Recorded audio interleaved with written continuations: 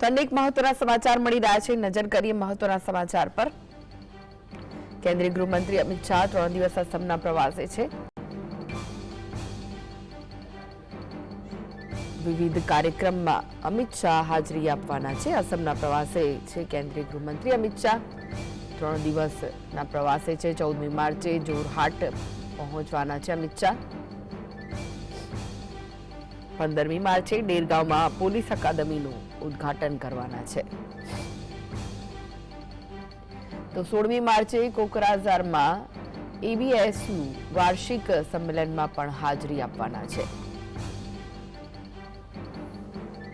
અમિત શાહ અસમના પ્રવાસે છે. 3 દિવસ માટે તેઓ ત્યાં જઈ રહ્યા છે. વિવિધ કાર્યક્રમમાં તેઓ હાજરી આપવાના છે.